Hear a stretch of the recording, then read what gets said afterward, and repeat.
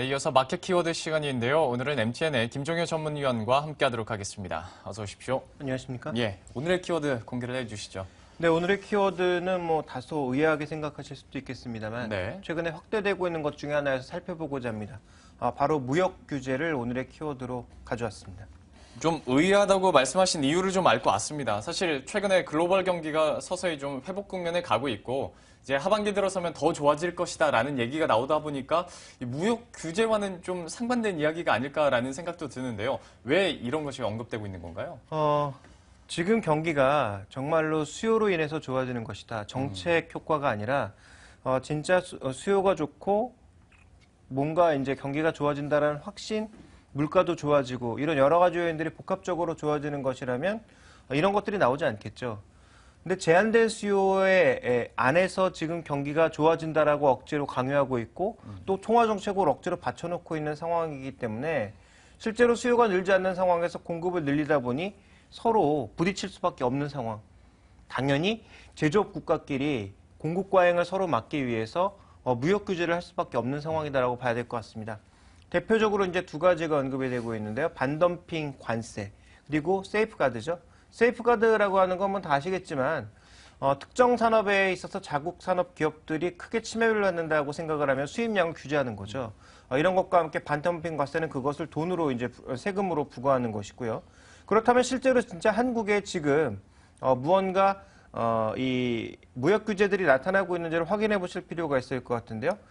준비된 표를 보시면 지금 국가별로 보면 인도가 가장 많고요. 그 뒤가 중국, 미국, 터키, 인도네시아, 브라질 등이 한국에 대해서 무역 규제를 하고 있고요. 그 실제로 규제의 형태를 보면 반덤핑이 가장 많고 그 다음에 세이프가드, 반덤핑과 상계관세를 부과하는 것이 5건 정도, 총 155건 중에서 현재 진행 중인 게 41건입니다. 그 다음에 업종별로 보시면 철강금속과 화학공업 같은 기초소재가 무려 100건이 넘는 상황이고요. 이외 섬유류와 같은 기초산업들의 전반적으로 흐름이 많고 전기전자는 상대적으로 적습니다. 그래서 특정 산업에 쏠린, 소재 산업에 쏠린 무역 규제가 굉장히 강하게 이어지고 있다고 봐야 될 것 같고요. 실제로 2014년 상반기에도 어떤 것들이 나타났나 보니까 주로 이제 브라질, 인도와 같은 이머징 국가들 쪽에서 세이프가드나 반덤핑이 많이 나타나는 모습입니다. 지금 18건 중에서 터키와 앞에 나타난 미국 정도를 제외한다면 대부분 전부 이머징 마켓이라는 거죠. 인도와 인도네시아, 콜롬비아, 태국, 터키, 앞서 살펴본 것처럼 인도 같은 국가들에 나타나고 있다고 봐야 될 것 같고요. 그 다음에 보시면 대만 같은 경우에도 최근에 국내 산업을 위협하고 있는 주요 국가들에서 언급을 했는데 중국이 절대적입니다만 그 중국의 뒤를 잇는 것이 한국입니다. 근데 대만은 아시겠지만 IT 산업에서 대표적으로 한국과 경쟁하고 있는 국가라고 봐야 되겠죠. 그래서 대만 같은 경우에도 이와 관련된 여러 가지 압박을 한국에 지금 행사하려고 하고 있는 상황이고요. 미국 같은 경우에도 중국에 이어서 한국, 대만에 상계관세를 많이 부여하고 있는 상황, 또 반덤핑을 많이 부여하고 있는 상황인데 실제로 업종별로 보니까 미국에서도 금속 광물 쪽에 그리고 철강, 제강 쪽에 기울어진 규제가 굉장히 많았다라는 거죠. 그래서 지금 기초 소재 산업에 대해서 공급이 넘쳐나는 대표적인 산업이기 때문에 이에 대한 앞으로의 무역 규제는 좀처럼 풀리지 않을 거다. 오히려 앞으로 더 강화될 것이다라고 볼 수가 있겠고요. 이제 막 공업화를 시작하고 있는 인도나 인도네시아 입장에서 보면 가장 하기 쉬운 산업이 경공업이거든요. 그러니까 경공업, 대표적으로 우리가 흔히 생각할 수 있는 건 산업 아니겠습니까? 그런 산업 쪽에 있어서의 무역 규제는 앞으로도 늘어날 수밖에 없다라는 것이고요. 그렇다면 해당 산업이 받을 수 있는 압박은 높아질 수밖에 없고 실제로 신문 기사를 찾아보시면 7월 초에 이와 관련된 기사가 나온 적이 있거든요. 무역 규제가 실제로 나타난 산업 같은 경우에는 수출 금액이 17%까지 감소했다라는 얘기가 나오고 있습니다. 그러니까 이런 상황과 함께 조금 전에 말씀드렸던 대로 글로벌 시장에서 대표적인 비철금속 중에 하나인 전기동 같은 경우에는요. 공급이 여전히 넘쳐날 것으로 그것도 내년에도 공급이 넘쳐날 것으로 예상이 되고 있습니다. 따라서 최근에 이제 일부 광산업체들이 이 흑자 반전했다라는 얘기에 이게 이제 글로벌 경기가 살아나고 비철금속, 금속 산업이 살아나는 거 아니냐. 그럼 BDI도 살고 전 세계 경기가 사는 거 아니냐라고 생각하시는 분들도 있는 것 같은데 저는 생각이 조금 다릅니다. 여전히 기초 소재 산업과 일부 이제 이머징 국가 쪽으로 이전되고 있는 경공업 산업의 공급 과잉은 올해도 지속되고 내년에도 지속된다라고 봐야 될 것 같습니다. 예, 이렇게 전체적으로 글로벌 이제 상황들을 체크해 봤는데요. 그렇다면 아무래도 우리 경제와 좀 밀접한 관계가 있는 중국 현황도 좀 알아봐야 될 것 같습니다. 중국은 좀 어떤가요? 중국은 최근에 수출이 살아나고 있습니다. 그래서 중국의 우리나라에 대한 세이프가드는 최근엔 늘지 않고 있고 과거 진행된 상황들만 유지가 되고 있는 상황이고 다만 내부적으로 중국의 내부 규제가 좀 확대되고 있는 것이 부담 요인이긴 합니다만 그냥 중국의 경제만 놓고 보게 되면 일부 회복 요인이 있습니다. 준비된 그림에서 보시는 것처럼 최근에 PMI가 개선되고 있고요.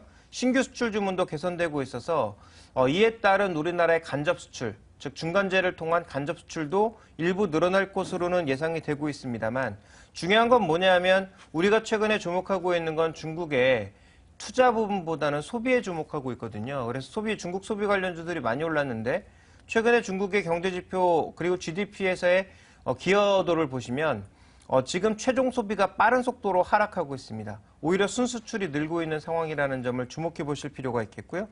그 다음 살펴봐야 될 것은 부동산 투자와 가격 증가율 두 가지가 모두 하락하고 있는 국면이기 때문에 하반기 경기의 회복 속도는 여전히 느릴 수밖에 없다라고 봐야 될 것 같고요.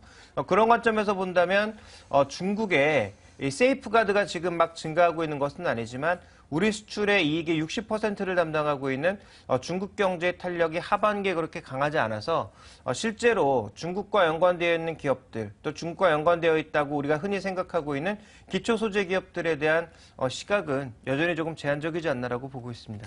역시 쉽지 않은 상황인 것 같습니다. 무역 규제는 늘어나고 있는데 중국만 보더라도 뭐 수출을 늘고 있지만 안에서 소비가 줄어들다 보니까 이 부분이 좀 우리한테도 리스크가 되지 않을까라는 생각도 드는데요. 이 전체적으로 종합했을 때 어떤 결론을 내려보는 게 좋을까요? 그 역시 항상 내리는 결론이 좀 같아서 저도 안타깝습니다만 예. 시장 전체에 대한 리스크라고 보기는 힘들죠. 다만 일부 산업에 대한 리스크는 충분히 되고 있다. 그래서 네. 아까 말씀드렸던 기초 소재 업종에 대해서는 여전히 부정적인 시각이고요.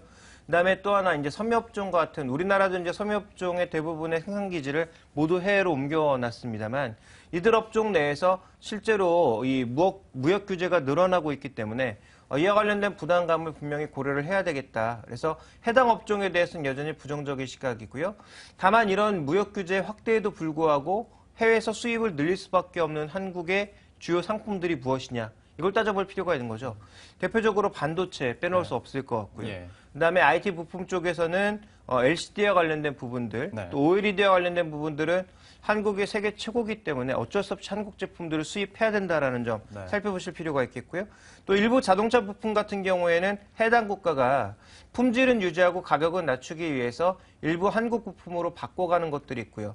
현대차, 기아차 해외 공장이 늘어감에 따라서 자연스럽게 수요가 새롭게 증가하고 있는 그런 기업들이 있습니다. 그래서 일부 자동차 부품주와 일부 IT 부품주에 대해서는 여전히 이런 상황에도 불구하고 우리가 시장에 무게를 실 수밖에 없다라는 점. 결국 전략의 핵심은 여전히 차별화에 있고요. 그 차별화의 핵심에는 글로벌 경쟁력이 있다. 그리고 또 한 가지의 흐름은 성공 여부는 아직까지 알 수 없지만 정부에서 강력한 내수 부양 의지를 밝혔으므로 그와 관련된 종목군들에 대한 긍정적인 시각은 여전히 필요하지 않나라고 보고 있습니다. 아무래도 아직까지는 전체적인 리스크보다는 업종별로 좀 차별화가 지속될 수 있을 것 같고요. 우리나라만의 강점, 그 업종 내에서 한번 투자를 찾아보시는 것도 한 가지 팁이 될 수 있을 것 같습니다. 지금까지 오늘의 키워드로 무역 규제 살펴봤고요. MTN의 김종현 전문위원과 함께했습니다. 고맙습니다.